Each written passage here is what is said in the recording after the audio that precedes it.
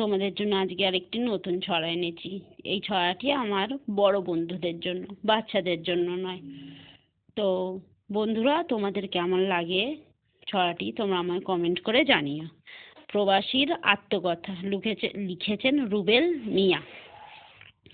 কাজকর্মের মিল কারখানা সবই এখন বন্ধ, টাকা পয়সার খালি পকেট, কপাল হলো মন্দ।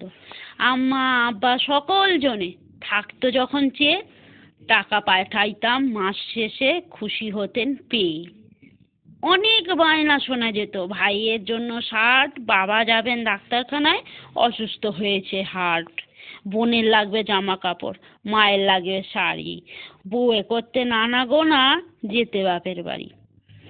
ছেলের বায়নায় শখ হয়েছে, সাইকেল লাগে তার, পরিবারের যত দেখাশোনা আমার ছিল ভার।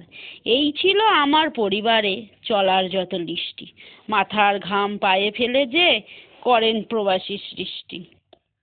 সবার চাওয়া পূরণ করিয়ে প্রবাসীর শখ পালায়, হাড় ভাঙার জীবনযাপনে দুঃখে সারা বেলায়।